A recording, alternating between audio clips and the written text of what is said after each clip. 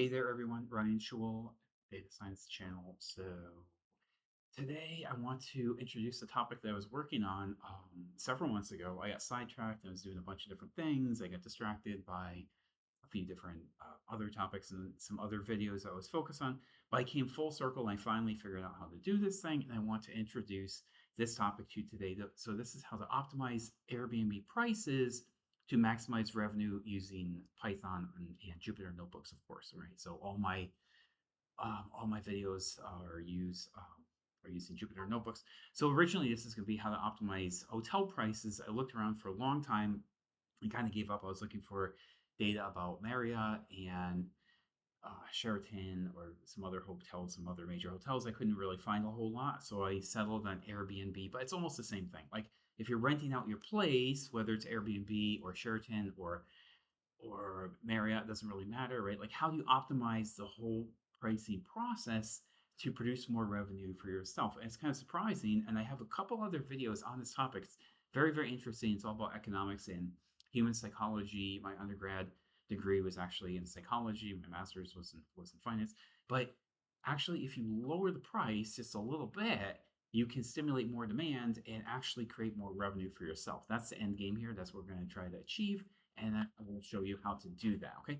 So we're going to look at Airbnb style listings. I couldn't find those hotel prices like I told you, but we're still going to infer price dynamics and understand basic economics too. Okay. Economics of hotel bookings or Airbnb bookings, which to me is essentially the same thing. Maybe a hotel and Airbnb is different, but as far as I'm concerned, it's almost exactly the same thing because I can't tell the difference.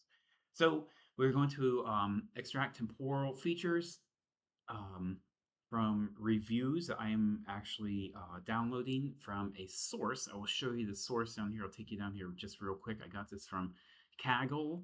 I don't know that much about Kaggle, but it seems to have some pretty interesting data. So you can get the source, and I'll share all this code with you at the end, right? So you can download this code and run your own analysis, right, on this.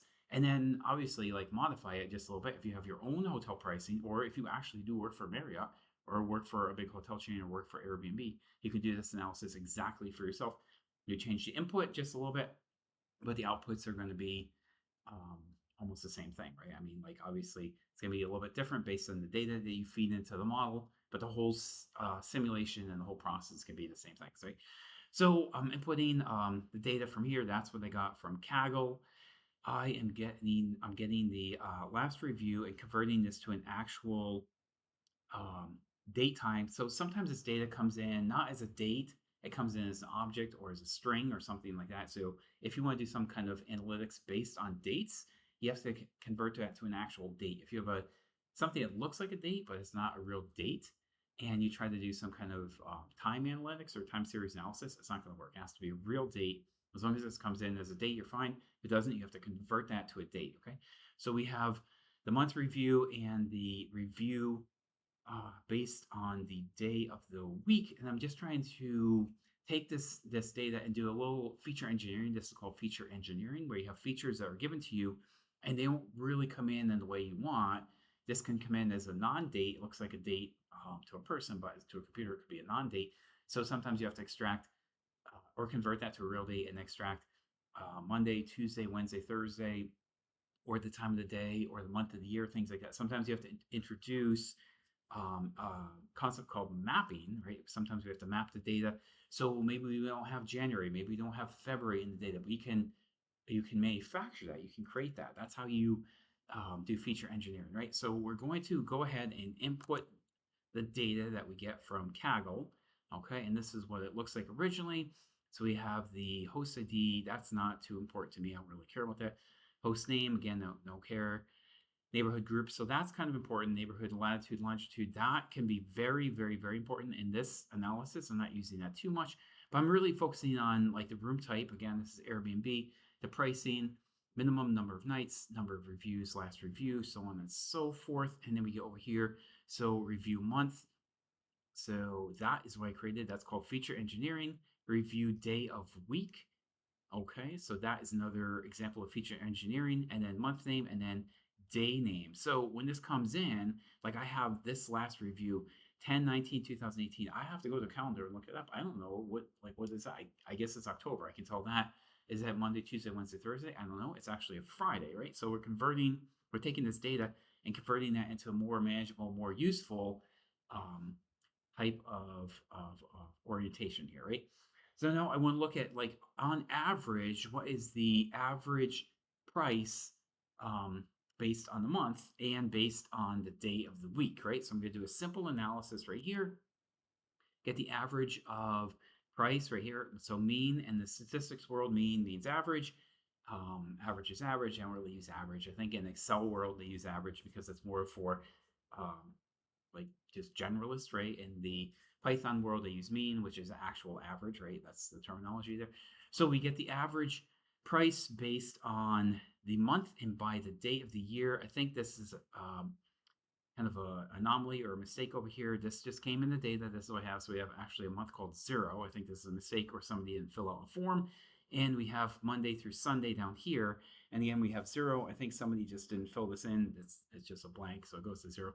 I could drop those off. I don't really care about it for this type of analysis, right? So let's go down here and we will set up and train and test a model to help us do our predictions, okay? So I've got so many videos on my channel about this. This is all data science. So if we feed in different features into a model, these are the features here: neighborhood group, neighborhood room type, minimum number of nights, availability, out of the 365. And again, that all came from the data. And if you go back to the data and look at things like ID, like user ID, username, I don't care about that because that doesn't affect the price. I don't care if your name is Bob or George or Harry. It doesn't matter, right? Like, what is actually going to have an impact on the price? We're trying to predict the price. The Y variable is the price that we're predicting right here. This is the price, right? What's going to have an impact on the price? Not the person's ID, not the person's name. That has nothing to do with it. Which neighborhood are you in? Are you in Brooklyn? Or are you in Queens? In Queens, which neighborhood? Are you in Sunnyside or are you in Long Island City, right? I live in Queens and Long Island City. So I know these neighborhoods, right? And that will impact the price that you charge for your Airbnb. But the person's name has no impact whatsoever, right? So you have to pick the right variables to train the model. So we went ahead and trained the model. We're using label encoder and XGBoost. So this is the boosting model I'm using, and the root mean square error is 0.42, and the R squared is 0.60. So 60% of the time, the predictions that we can make are correct, but 40% of the time, unfortunately, are not correct. So 40% of the time, we're making mistakes. So that's kind of a big margin of error. Like, you really want these things, you want the R square to be close to high 90s, 95, 96, 98, 99%, close to 100%. You'll never get 100%. I've talked to people and had painful conversations. I want 100%, 100%. You're never going to get there. There's always going to be something that comes up that prevents you from getting 100%. And there's a term for that. That's called life. Okay, that is life. So sometimes life interferes with your analysis, and that's okay. But if you can get up to the high 90s, that's fine. So that was XGBoost model. That's what we're looking at here, XGBoost. So I tried another model, LGBM regressor. So this is the light boosting remodel. So pretty similar concept, pretty similar. So let me go ahead and run this. And we're getting still pretty similar RMSE. Root mean square error is 0.17, which is lower. So lower error, but R squared is still the same, 0.60. So it's not great, right? But that's okay. I think what we have to do is just be creative here and be innovative and open our minds and say, okay, maybe this isn't really like a real data science problem. Maybe this isn't really machine learning. Maybe there's a different approach to solving this problem, okay? I said this in so many of my videos. You have to use the right tool for the job. If you pick the wrong tool, the outcome is not going to be great, right? I've worked with people before. It's kind of blown away years ago. I worked in a place that tried to use Microsoft Excel to build a website. You have to use like a website tool to build a website. You can't use Excel. Excel is a data analytics tool. You can't build a website. I kind of like advocated against it, but nobody listened, right? And they built it and they failed, okay? We have to use the right tool for the job. That's the point. So maybe we're trying to use these data science methodologies and it's not working out. So we need a different approach, okay? So I'm going to try SciPy Optimizer, which is an optimization tool which helps you to optimize your pricing metrics, right? Like, how do we create the right price? How do we model this correctly and efficiently and do this the right way, right? We have to use the right tool for the job. If you cannot do that, you're not doing your job. Whatever you're hired to do, you're not doing what you're hired to do if you can't use the right tool. So let me go ahead and run this, okay? And this is how this stuff works. This is an iterative process. You go through many different iterations. You have to try this, you have to try that, you have to try another another concept, another thought, be creative, go out of the box, be innovative, right? You have to be very innovative in your approach to solving these types of problems. It's not like you just go in and boom, done, and it's over. It's not like that. Maybe sometimes, but it's very rare. Normally you have to try different approaches and have different perspectives on the problem. And obviously you have to understand what the end game is, and you achieve the end game, you solve that problem. But the path that you take there, or the bridge that you have to cross, can be different, right? There's no guaranteed same rubber stamp the bridge. We're always going to do this. We're always going to do that. No, there's different approaches to solving the problem. So this is just a slightly different approach. So we're using an optimizer. There's several actually in the Python world. There's linear programming, SciPy Optimize. There's GarobiPy. I've got videos on all these things. You can check it out. It's very interesting. You have to use the right tool for the job, right? So we have the the task here that we're running, and we are trying to find which can we charge a higher price and based on listings attract more people, or lower the price just a little bit and motivate people or incentivize people to come in and stay at the Airbnb, right? So in this example, at $200, the expected demand based is very low. At 125, the expected demand is higher than the expected demand at $200. So if you list it at $200, yeah, you might have a couple people coming in, one per week, maybe two per week, maybe not even one per week. I don't know. I mean, you have to test it and see what happens. If you drop it to 125, you can have a lot more people, a lot more turnover, and make a lot more money. So here's the question. If you get one person at $200 per week, you made $200. If you have five, 125 per week, what's the math in that? 625, 5 times 5, I think that's it. I think it's 625. So would you rather have $200, right, and have one person, or have $625 and have five people come in? And I know there's cleaning costs, there's other costs associated. I'm kind of like skipping over that right now. Okay, this is this more basic type of analysis. But do you want one at $200? Do you want to earn $200, or do you want to earn $625? Like me personally, I'm not really like a huge capitalist person. I need money to pay my bills, but I'm not like money envy and money hungry. Like I know some people are, but yeah, 625 sounds better. So I'll lower the price, right, and stimulate demand. I've got a couple videos on my channel about how to do that. So the original price was $149 based on the day of the week. And here's the name of the place they're staying. It's based again on the neighborhood, square footage, maybe the view. I live in New York City, or just one stop away from New York City. The view that you get. There's all these different features that impact the cost of the price, right?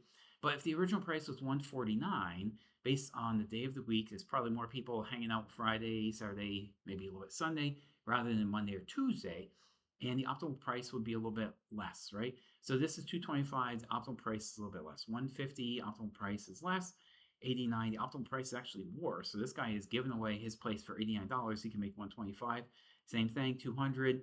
You have to drop it here, okay? People aren't coming in at $200. They're just not interested. You're not getting the foot traffic. You're not getting demand. You are getting a little bit more, a couple dollars over here. Not big money, just a couple bucks. The original price $150. Drop it to $125. You're going to get a lot more demand, right? So that's how these things work, right? You have to optimize the process. Drop the price a little bit. Sometimes you raise the price and you make more. Like that's just common sense. But sometimes you actually have to drop the price, and it's not super intuitive. And I know that. I get that. Okay.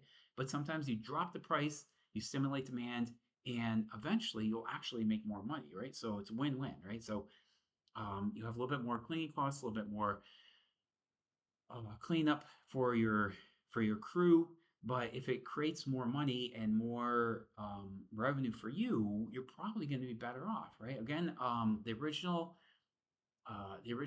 stimulus for this whole video was hotel rooms, right? I was looking at like Marriott, I couldn't find the data, or a couple other big names, Radisson, Sheraton, or a couple others. Courtyard, I think it's owned by Marriott.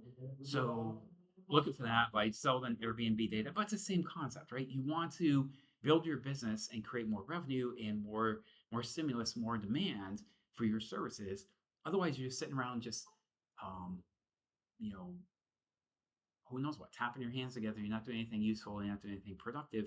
I think you have to adjust your price optimally. And I have several videos on my channel about how to do this.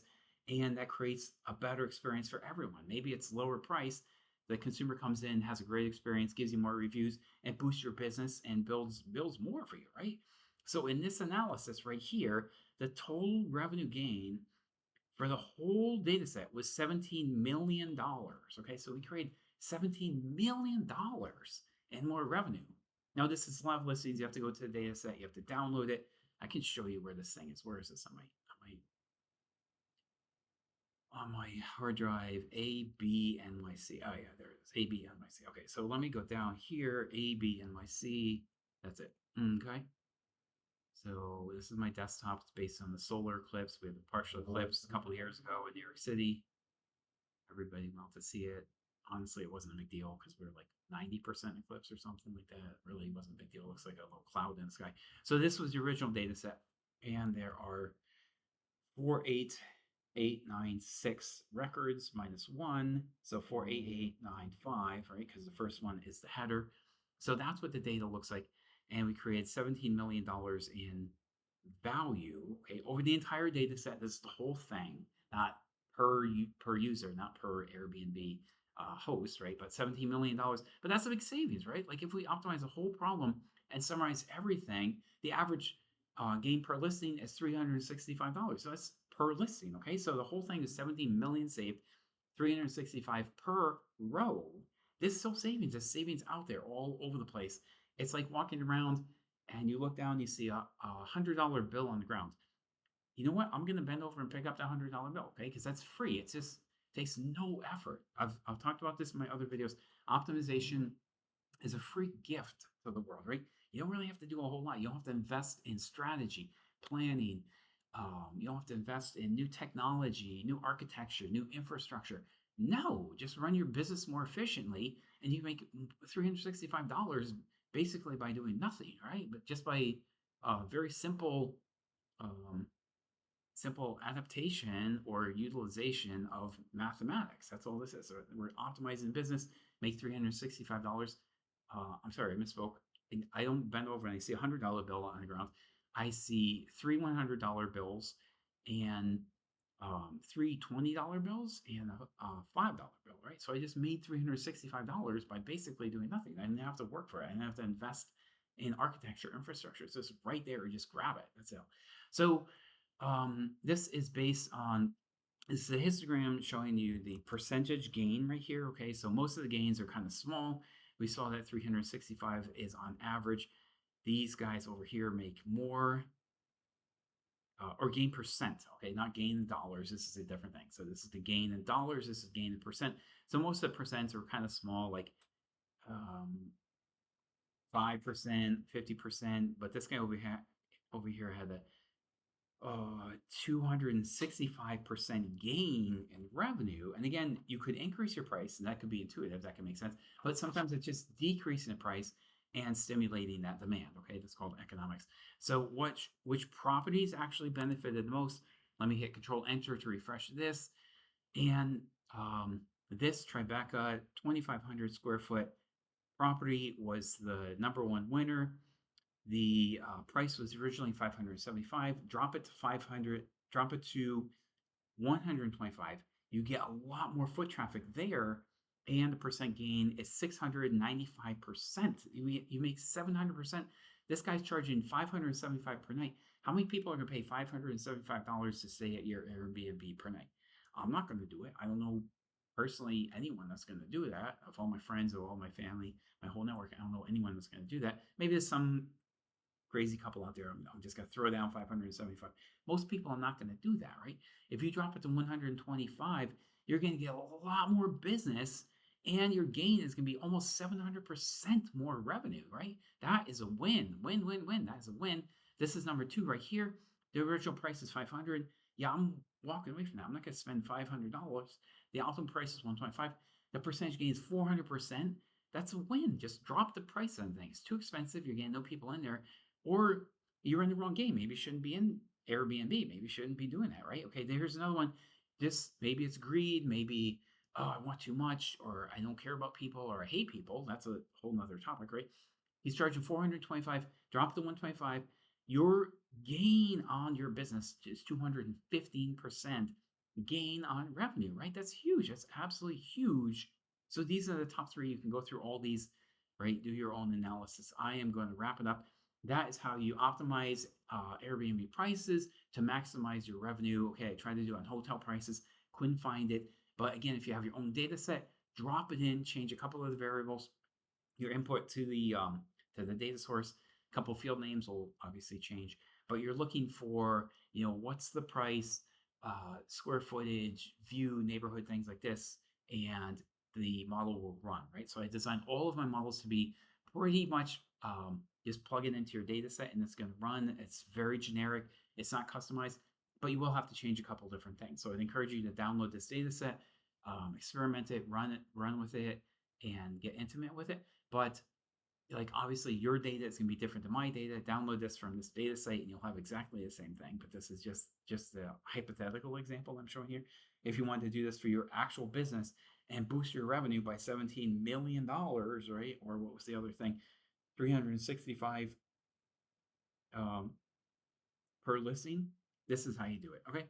So again, Ryan Schul, Straight Data Science. I'm going to wrap it up. I'm going to throw this video up on YouTube a little bit later, and I will share all the code with you, like I share all my code samples. So thank you for your time. Hopefully this was educational and informational, and maybe a little bit inspirational too. Okay. Thank you, and I will see you in the next one. Goodbye.